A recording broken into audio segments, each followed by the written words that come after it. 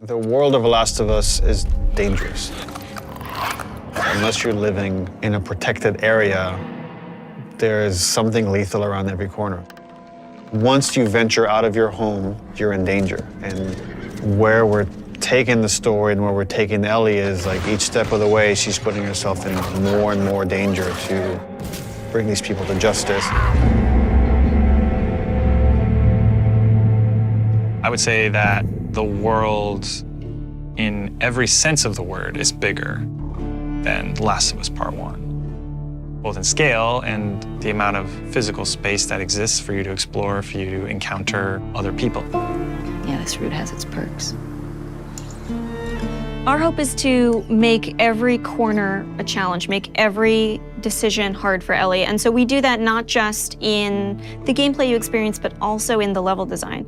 So part of that is making certain experiences really hostile, be it through weather or through rivers or craggy cliffs or slick snow. But we also use it in terms of how blind the player is. Like, what can they see? How safe do you feel? Can you see a threat coming around the corner?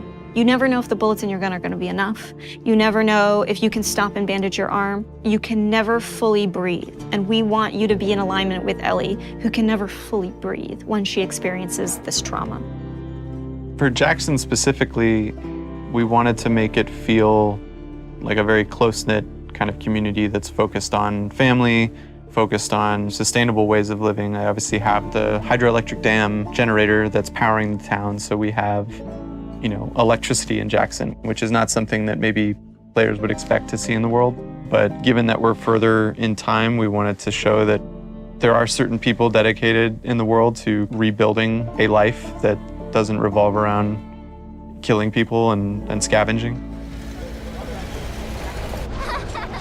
As you walk around the town, you can hear kids laughing. You could see people going into restaurants and eating. And it's a very kind of tranquil town. Now, we know there's all these horrible things happening outside the walls, but they've been able to protect the innocence of this town. Jackson, in many ways, represents what is at stake for our characters, a life of peace and relative comfort, a life where you can fall in love, a place where children can play and it's okay. And I think when we were looking at building out Jackson, it's like, okay, how many of those moments can we represent?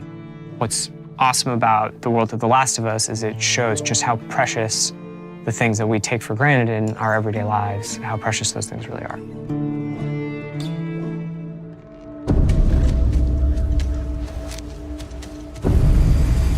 Seattle, compared to Jackson, is very different. It's more of a war zone, I would say. Part of the interesting thing with Seattle or the Pacific Northwest is that there's all this rain and all this foliage and wildlife, and it's this very lush area that if someone were to settle down, it'd be a pretty good place to settle down just as far as the kind of fruit you can scavenge, the animals you can hunt. And then because it is so lush, because it is so teeming with resources, is why there are multiple factions trying to fight over those resources. One faction you run into in Seattle is the Washington Liberation Front. When the outbreak happened, the military took some pretty drastic actions and quarantined parts of the country. And this was their way of protecting the population that has survived this horrendous outbreak. And because of that, it led to a rise of these resistance groups. And in the first game, we saw the Fireflies. And we heard about other groups, and in this game, we get to see, here's another group that rose called the Washington Liberation Front that was able to defeat the army and thereby take over a lot of their equipment. And they're this very militaristic faction.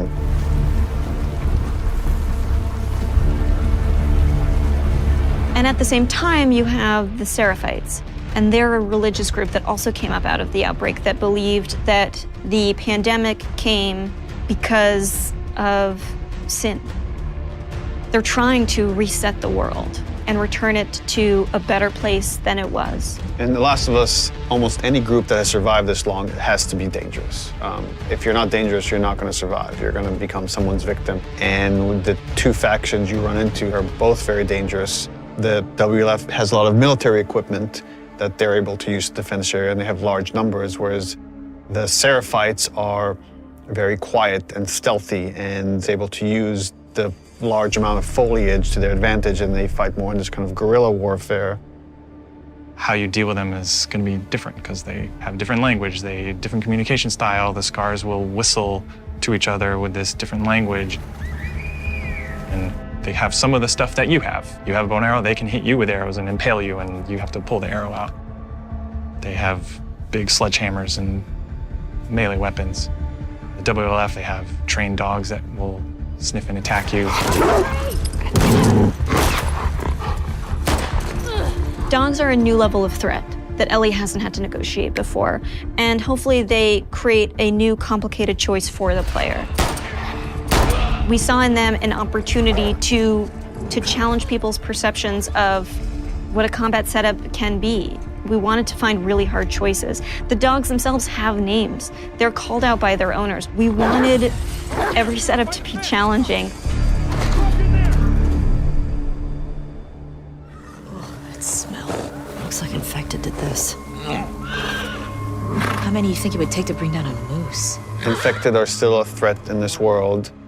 We wanted to take first our basic classes that we had in the first game and say, okay, what's different about them now? So we'll have scenarios where way more runners, like we can have hordes sometimes of runners coming after you, and it might be about just escaping because the odds are just overwhelming.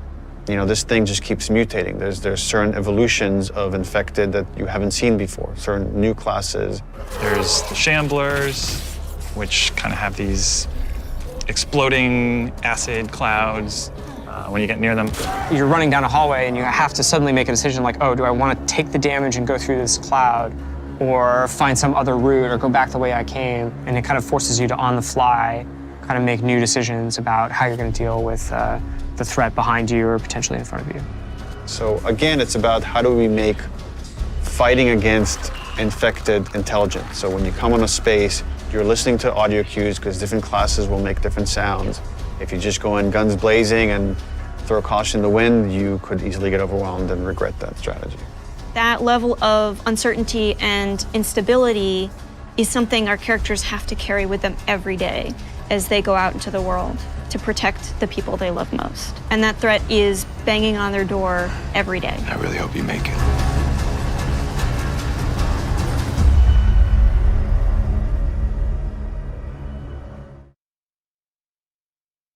Today's station.